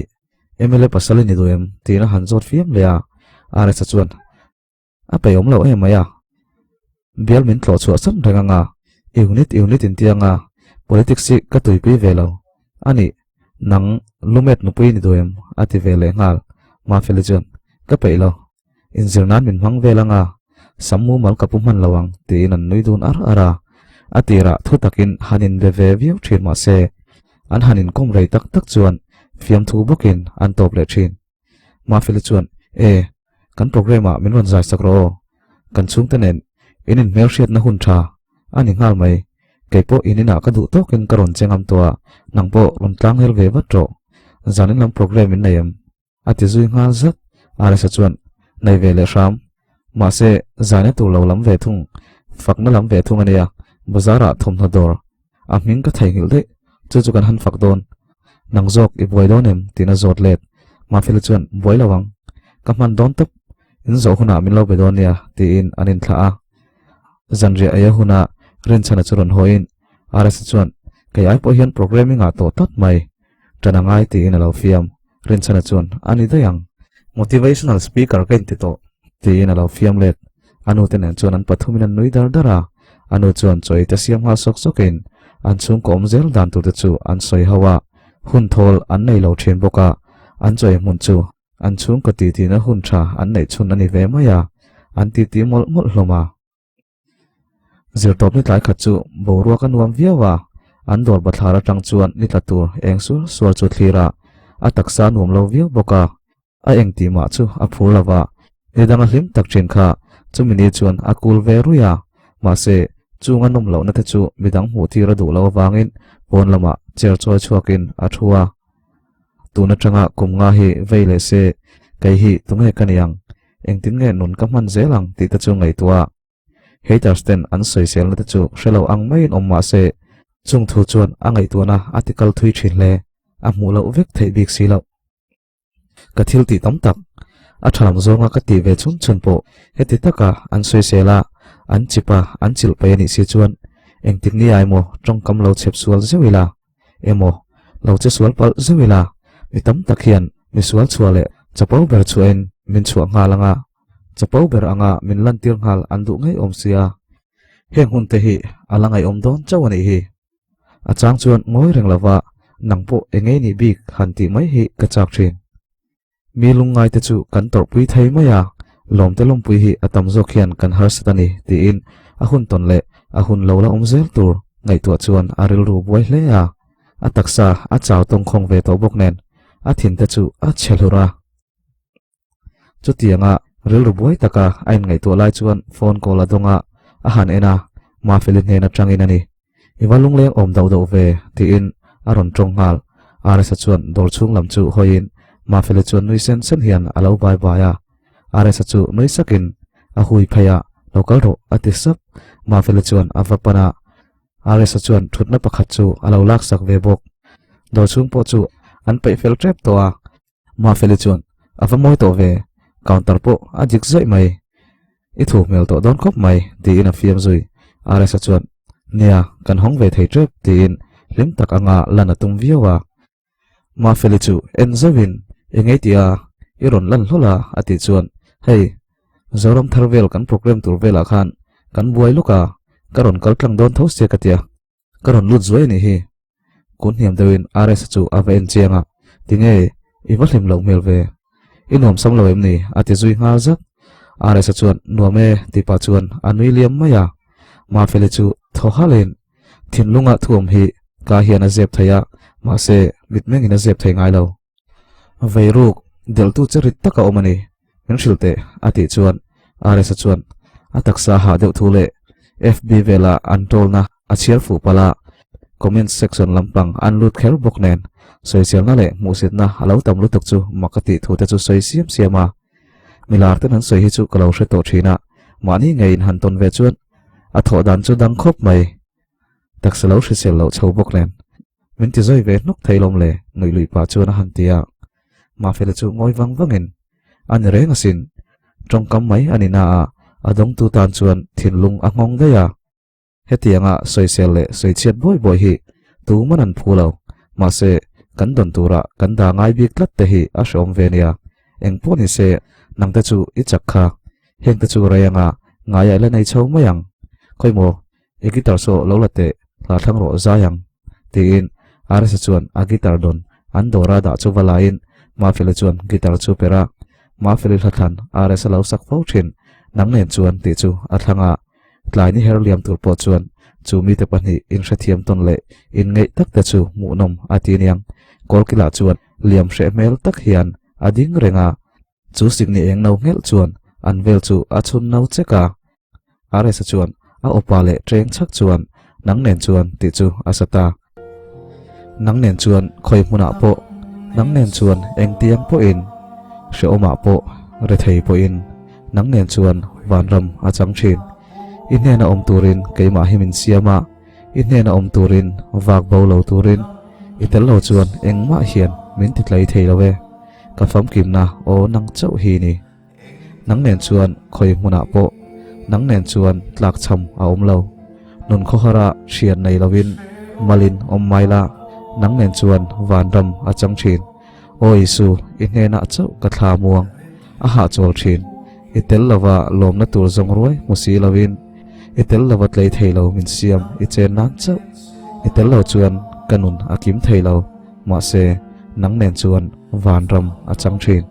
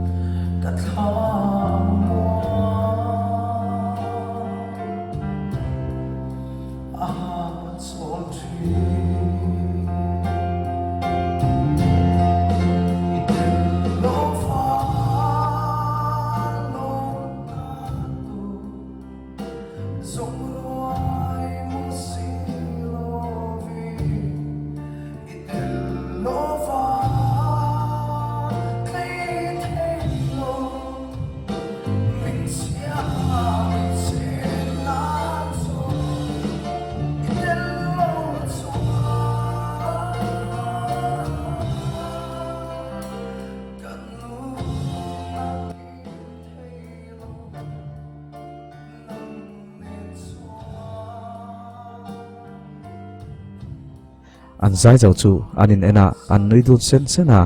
ni chu a chan ve don chu alo herliam to a are sa chuan he nang hi I tlai lu tukang kai ni po kan ho tre pang ani ka wa thang che a ti ngal zung zung ma fel chuan ho tur po chuan min wa han du om em em ve mole tin nui mi lo chuan a han ti deuh maka are sa chuan o tlangwal len chen do ni lenga tin a thin rim hlau deuh si chuan anui ton ma fel chuan ni e tak taka alo tlai to em ani hi ma se kai chu chung khat tlangwala lom ka ni tete trang nem thil ti theina imamo ve ni kha min lo kwa te noi pa chuan atia are sa chuan muang chang chuan avakwa ani o ati zoi sapa midangin an mun lau le thut si anin thla wata an pahnih thian in kar boruak chu hrevek ma se an lo ngai ko yang ti chu an lau le nu noa anin thla rul ngal wata anin ena are sa chu khu kherin ma file chu anuya tiro pon thleng min watharo atia anin zui chuaka an kalyam hnu chuan an dor po chu an khar veya atuk nikhat an khoile chuan khon thein an pei to mai an ringa an phur tlang to hle zanania program nei turin rs chu biakin lama an soma kaushan dang ani wangin uniform halawa hanin khom chu khortu thianain sia a u chuan leather jacket kha hala ni mai lom mi puin fu chiang lo mo bak an lo bei sele chuang lawang tin lo fiam anu chu lo noi ve var vara mani biakina fellowship na zai turpo englange kan sakang ati khang langa naupang hawin fu chiang lo mo an lo ti dual kha ti in a lo tuin hi ve rs chuan he hla le kanun he chin zong thlat to ni hi ti in an nui hau dal dara a thian pa chuan a kalpuya biakina chuan voin lama ma phili hla than kha sa in a sanung hle a athin lung zong zong in a sa chu hla chuan ama po chu ati chak thar le ani an holama chuan dorpuilam an pana footpata chuan hlimhlimi bordewa ain khai chu huwa rs chuan lalipui avati hlimhlimi chuan lo bai bai in rs chuan apia chu kok zewa alo din tur thu a hril an thian dun chuan an dinga hlimhlimi chu man mo deuh chuan ron thlenga ain khai borang reng hle le ngal rs a mu chuan iwa moi bik ve in khomem ni ati ngal vera rs chuan khomang chu mole iwa bang tlai ve in khom man te hian ban ve thin tur lom ati ngal wat hlimhlimi chuan nia bung ro ron thlenga kanau te ho a then an lo ho to sia mutia kan tang lok ani kha ati chuan rs chuan I chaw vi wanga thianpa lo han ho mai ta che ati thut a thianpa chuan mo ke in mo ati huwa rs chuan o taxi te mang veng chu noi sun sun chu ati poisa ka nei hlei nem ati chuan ke kal tang ma tha engma ka bik lo ati boxi hlimhlimi chuan angai lo thla ka ngai lo taxi ka mang do na lom in thla sun mel tak chuan atia a thianpa chuan chu thla ka ngai lo ti mol mol chu ati ngal wat hlimhlim lo chuang ro ka wa thla zo yang che a thianpa ena nui var var pa chuan atia in khom bang then kha tho an ron hoa rs an ron mu chuan thlan lo lak pui le ngal in khom bang la chu an ron tam zeng sia hlimhlim chu in thla sung ang reng hle nuama ti boxi rs a thianpa chuan ane nong me min an lo mu tam ma chuin kal ro sak e shevi wang taxi retin ka hodon min peleng che ka chua pui to mi lawang che ati nung nung rs chuan pots tira tan san pots lo ati ve supa hlimhlimi chuan iti nuam lo em maya a khong ai thak in thlasung ti hriat tak chuan ati rs chuan a ho em ai angala chaklu tuk zanin chu thingpui kalo in khal don ania ati chuan hlimhlimi chuan oi tukin jing ka thot lai lutuk engma ka ti felman lo nia tin chu zan ber khera len lu tum chu poya ti hlea anar phal box silaw tin rs line ain tinel ve to in ain la thian viu to boxi hlimhlim chuan zoi su phian tidanga lo leng maila ati chuan bai ka ring ve de bok nen rs chuan a thu soi chu a hre to lawa hlimhlim chu ain ngai to na sa hle oi chatrop min tianga tin aril ru boi to hle anin bul chun thlenga thlairol panhi ron chukin a rs tin thalak pian lo som rs chuan lak pin an lom dun hle ulim limin en hian inin shem ni ati chuan hlimhlimi chuan hria e alar ma dei tanga ka thian to lom ti in lo chang wat an kaliam pa chuan ulimlim an number chu zoite chuan an tia anin nem ton saka an nui dun ara rs chuan an vakiu dok tak ati ve sapa hlimhlimi chuan ikiu fe zok ti in chung lam chun pan ina honga thutlenga tawela lo ngal hlimhlimi chuan avaban ngal wat zingkara khan ain su kha seng sok soka thutlenga khan da to panisia chunghau chu an lu vele chon pomngal chu rin ka da felman lawa ati nung nung rs chu nui san sanin a haulu tuk da mai ro ati hlimhlimi chuan in pombor chu chungin ti khan lom ro ken thlaka nga thingpui ka lo peng che ati chuan rs chuan hlimhlimi thil pom phai zinga tanga lo tla chu avachar lim hei I thau tin a ke korte chu ron khai de de a khati khan khai de khel su a fai ve kani kha mulo der mai ta che a ne nom tin zak tak chuan a chu sak ngal zu are chu anui mai ya tuin turin an fridge lama a phai thleng sil lo alawm nual lim chuan kasil man lawa a ron tiringot are sa chuan ka zo chem ni a haulu tuk omai mai te len poi ti nuam lo ati ve supa lim chu nui ve sakin ka tho hai jing ber kherania ati nuap are sa chuan mai kan philok kan tlan thuyang lang sia full face ka vo si lo kami ta thi plat ati chuan lim chuan face wash chu aron pe a phi zo chuan are sa chuan tawel kan lo mang mai atia lim chuan ruma khan lo wala mai te ti in thingpui chu asiam mol are sa chu lutin lim chu ain ngai tu chuak thut hey lut le su tin atlan phai alo lut man to si tawela chuan are sa thalak lian pui lo chuang kala abanga la chuan a poster lipstick nu ma kainwal to chu ain tara akut korpek kha nal takin khombul banga chuan atar bok are sa chuan karu me mo ka ti dona lom le tin anui sen chen ininom ka star lai mi chen ya naktuk chu lak thak ve ka ngai to ni ti in anui ve tatop are sa chuan hei hi lipstick kai sa hian I print ami kawa kai na sa ve ati chuan kha towel khala la chuak ro ininom ti in anam chuak are sa chuan mani mela hanin suk don chu kain khongai ati chuan lim chuan mang mai te ati ruma tang chuan ron chuakin thingpui chu asawa asiam nga sok soka an induna an ti ti mol mola lim chuan kumno pangte a sumdo na bul atan dante thingtlanga anule paten ris an lakpuya atuina zon takania a lo tling ta phiana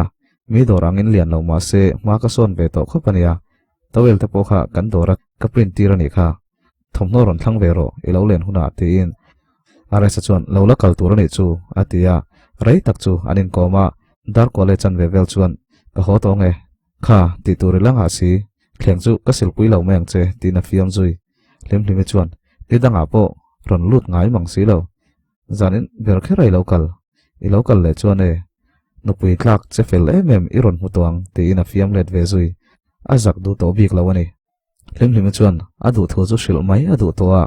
anin naya anin nel lain shila tha ti si nakina huna kalanga kanin kom tam to lo mai theisia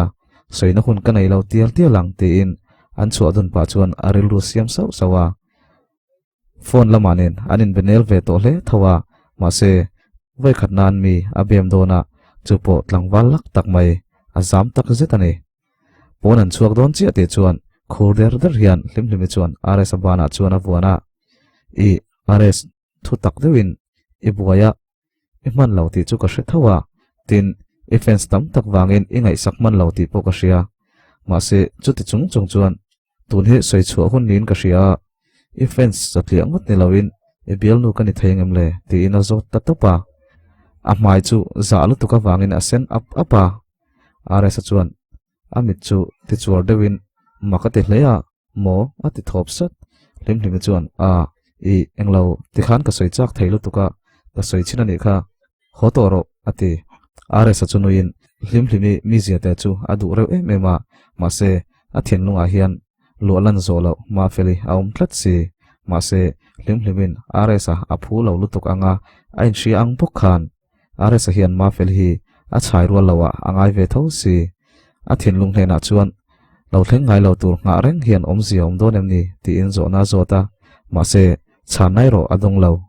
lim chu ala normal thei chi lawa alo sei chuak ta kher chuan an bo ro ka ti chevek in a sia a poeti e mema are sa chuan ka hre thiam chelom mi du hi a za thlak lo sual poni hleinem ma se isoyang khan ka boi ri ema kala ngai tu man lo lu tuka kaloin ngai tuang o ka du lo che ka ti na ni lo chu ti in aril ru ti na thlaw tak chuan a hrila a ho ko nga chuan ain ngai tu na sa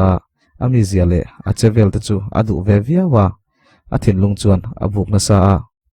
a bem na chu a changa ngem ti in ain ngai tu a buk lunga ma feli a mang miang mai sia ma fel em chu hen a ti si lo a mai chu a hui papa phim zoka in ngai tu turin rilru asiam ta ani ina thlen chuan a thian pa chu lo omin mela khoi zanghi bazar atanga kan veng taxi ret atia imang em ni ati chuan man na tur ka nei lo kein ka kal reng alom le ati taxi retin ka kho ka ti kha ati chuan ares chuan kalo ba mayang ka zai le huna ka rulang che ti na nuya anu te ho pon lo nui a thian pa chuan ani paisa min pek don lo chuan e thian nu number khamin pero awan nui moi ro tak ano ro si alo ti zui ngal za ares chuan le review su e mu nu na piang he star su atia room lama alu san room a chuan lutin ma felin en chuan anin bia ares chuan ma felin ne na chuan thil thil tur cheka nei atia ma felin chuan englam nge thil thalo lam em ni ativat ares chu nuin nilove a thalam aniang nui pa chuan atia ma felin chuan han soila tin lo in ring hle lim limi khai shem ati chuan ma felin chu engtin mu tak hian a om zoka ma feli angoi renga wang chuan ares chuan ka thian nu kha atile ma feli chuan thian nu chau lo deuh khaim ni ati deuh kher ares chuan ani nom nia thian lo deuh ni turin min soma ka ngai tu na satop ati chuan ma feli chuan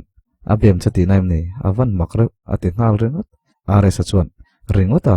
mu poi mu toim ni ati ngal mulo po ni la amak ka ti ni mai lom ka mu ta chuak enge soi tur dang ila nei ati muk ares chuan te thuta chu chu ko hril du che thuron ka ma moni chu engtin nge ka chanang ati chuan ma fele chuan bung deuh muk hian anu le ka fence ten ngai zong len phal lo tero muang naktuka natlan ka ngai atia phone chu anda ma fele chu mutmuna chuna in ngai tu na sa ares chuan bianglu nei ta se tuna anin thian na boruak ang hi om thain aring lova tin a fence tam takin an kal sana hlawa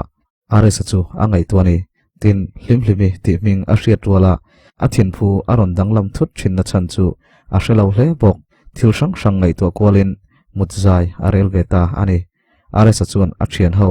icon ho chu grupa chuan be kwalin ador khon nia kalve vek turin soma anni pon an man chuan kal nge an tumbok peter po a phur to zak zak hle ti zong khalo ni le chla ma fele chu mutmuna chuan ain ngai tu na sa ares chuan bialnu nei ta se tuna an thian in karang hi a om thaina ring lova tin a fence ten an kal sana hlawa angai tu ani tin hlimhlimi ti minga hriat wala a thin phu aron danglam thut thin na chan chu a hrelo hle bok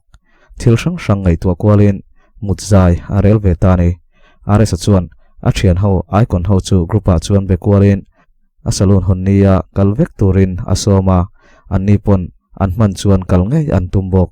peter po a phur to zak zak le peter chuan luka me tir ma sabel don ti in aron wang le ngal viawa zaiona chuan kasam hi karon khoi thati rang che ti in a wang zui le ngal zata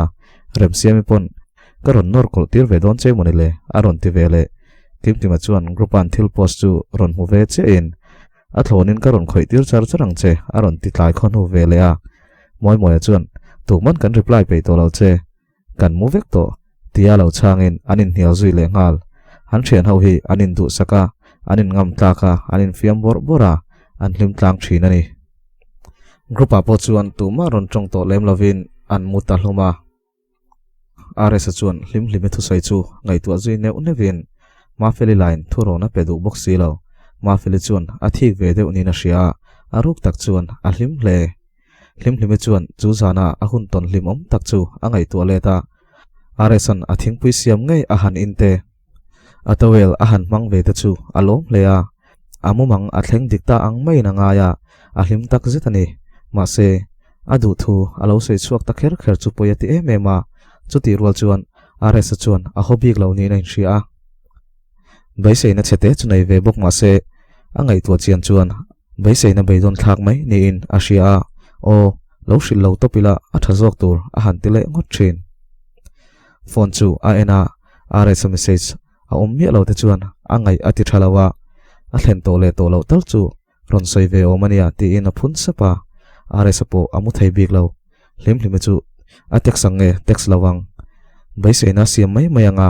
aril rutin at sakang te hlausi ma fele chu lo se han yes mai por she lo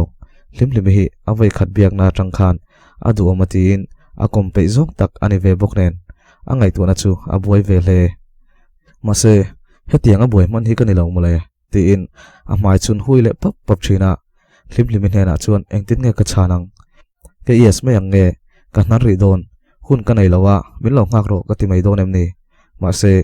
adu angin ti hlot ling thei loila mai chedu om takril ru ka ti na mai om sia ka du lo thu hril tup poin aril ru na don tho si ka du lo wang chen lo in han ti vel po ni la du lo anga angai to don tho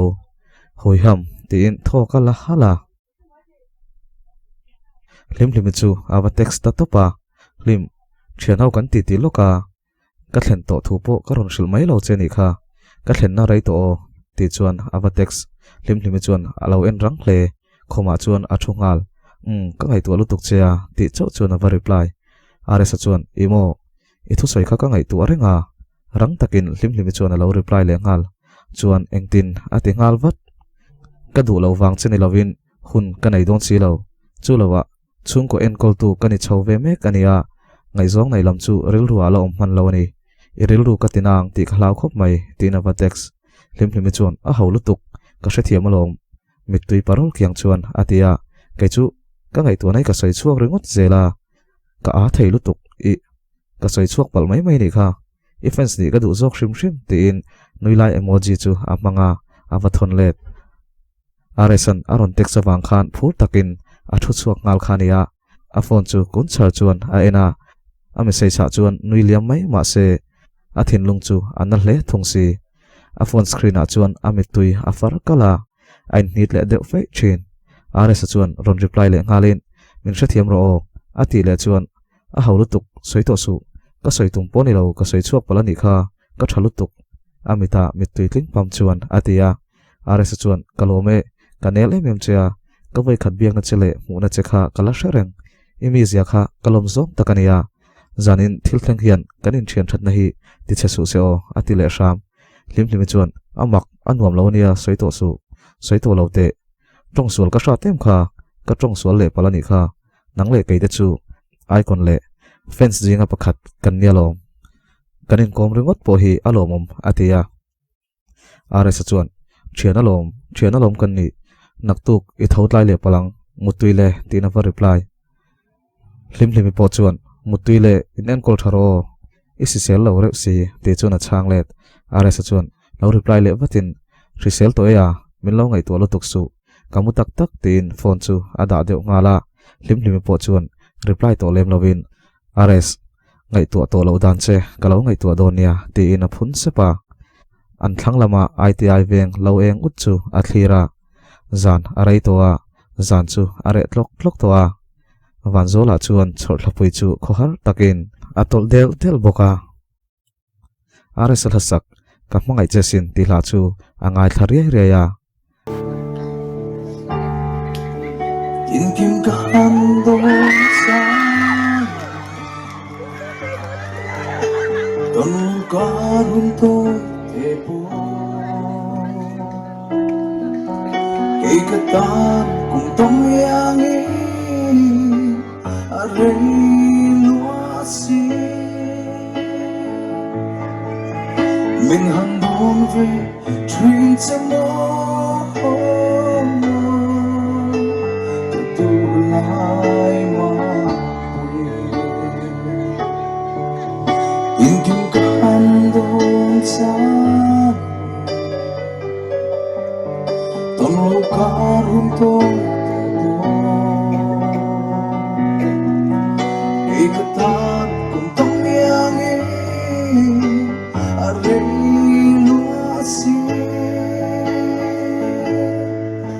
mình hằng đón về chuyện chẳng mơ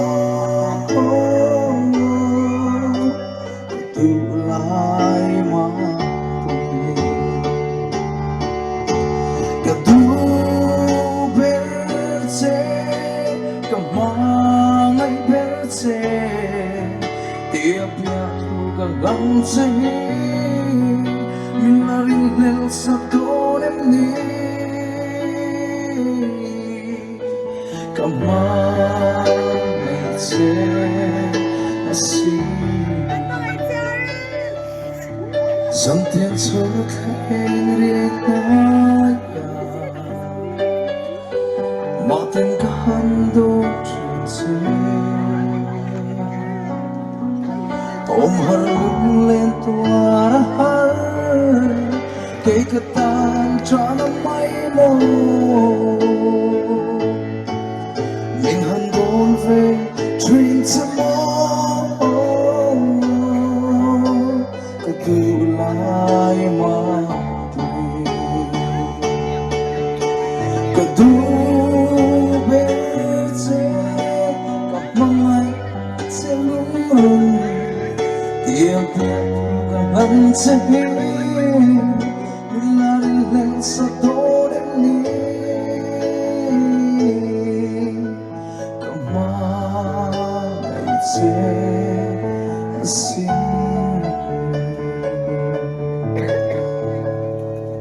te chuan eng tin tin emo chu zan buai nuai lim limitana zan limom le zan sheom per nia in thak ta chu aral vele ta ani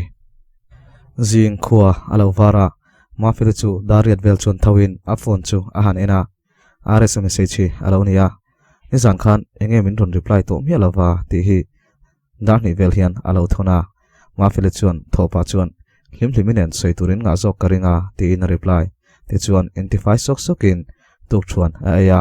dor pakhata aresanen fakna ti turin an somna an lo pom dun to a dar som pakhat le chan vea ti in remna an siam khania aresa chu zan ameng rei bok nen alamutui khop mai rin chana chuan wa kai thawin hey ares voin lam su turin nei kha I phone hi silent dei zel su kha uma filipona ron call ngun to che ati aresa chuan ehe ti le thor wal ngal dar som pakhat lo ri trep to a I min kai tho wat ta chu ati kan lo hre to bi khlai nem etlai thang tho etlai an ring deuh thawang uma fele chu va bero atia rs chuan a chapal mu chu bunin identify ngal sok soka anu chuan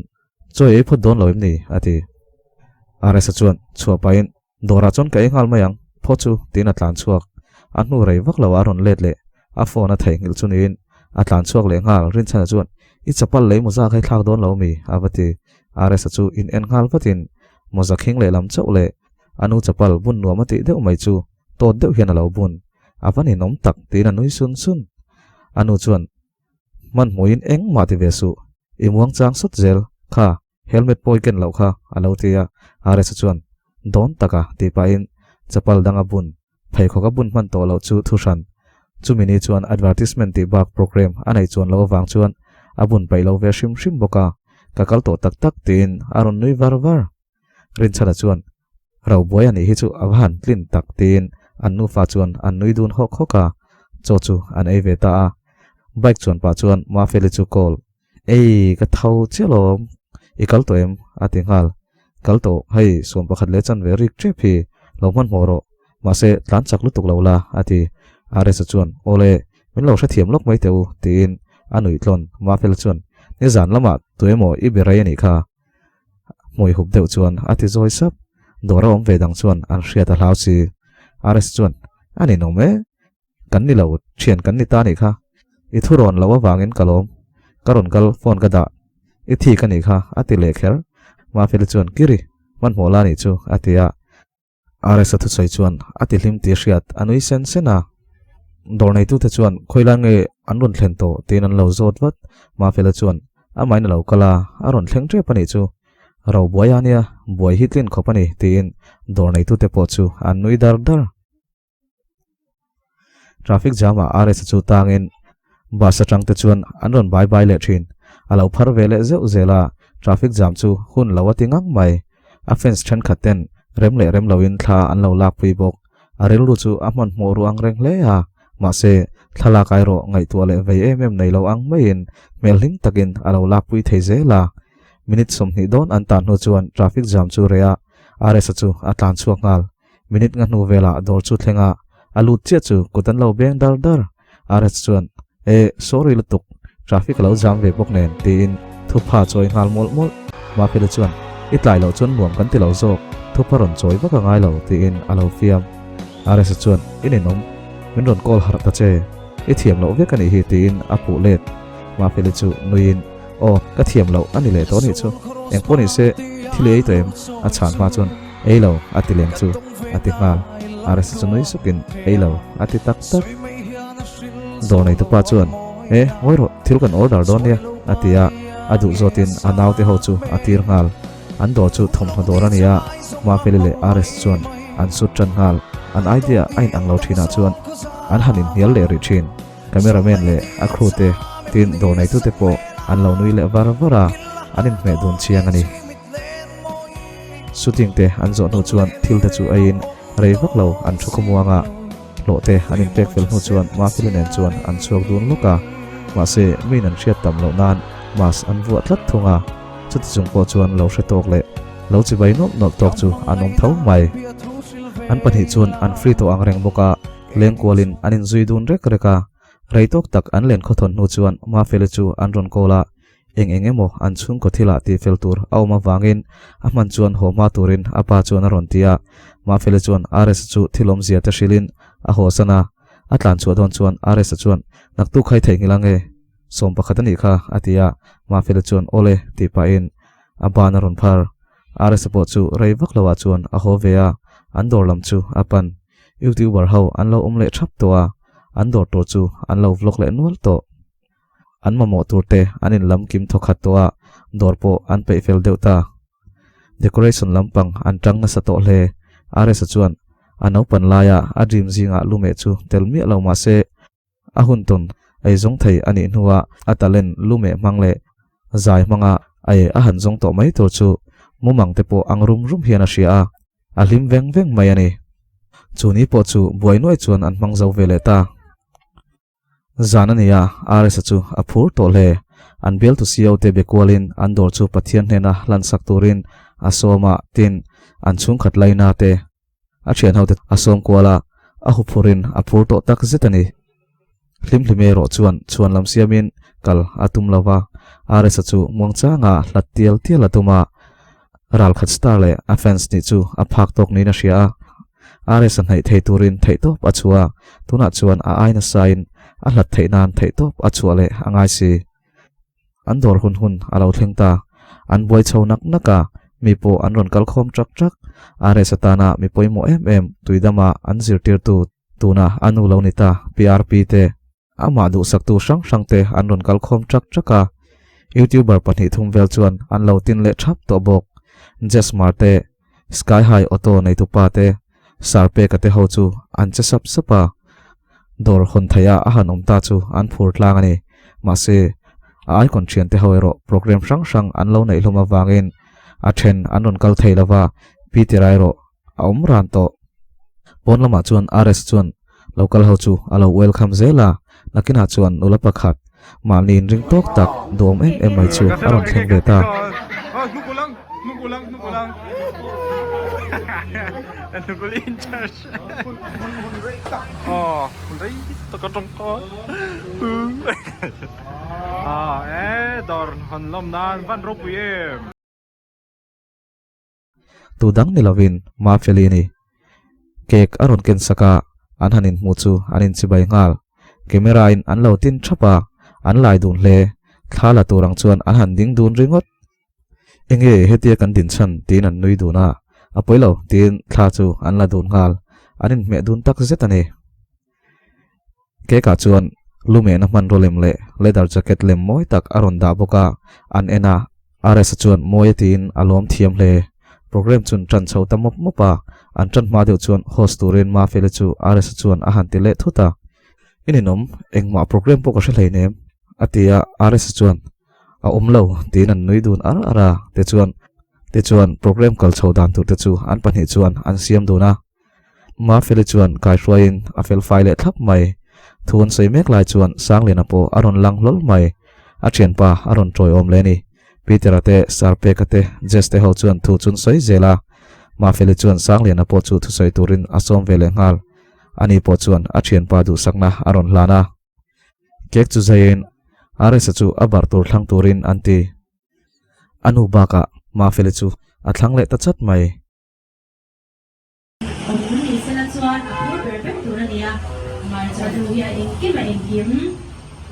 lang sana tuk sila wahya ni na oma dengan soalin abar ka sa per hapuni Nggak mau minum nih balik dulu, masih deh. Oh, maaf lagi.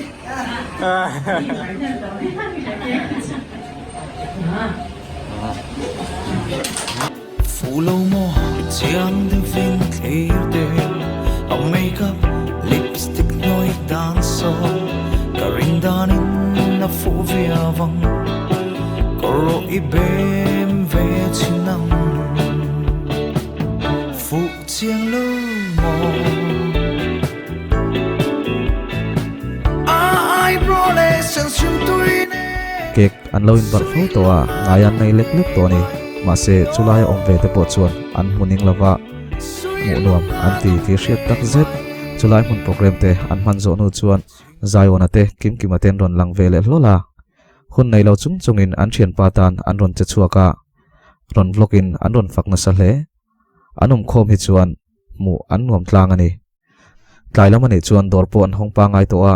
chuti rol chuan karen aen lo wangin lumero an la tran thailo thalak na hun an mang ani deuh bera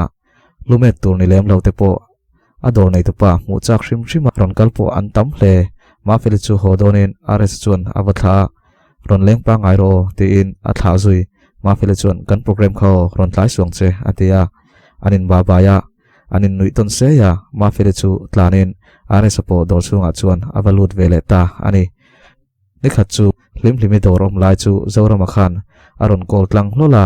anin beve siam siama hlimhlimi chuan tungeni shehek lo thattakin alo bia zorama ero chuan hlimhlimi tanga aresa ti chiat chu ala tum fana hun tha anei thei ngei donin ain shia hlimhlimi chu thiana siam phota aresa chu huat ti ratumani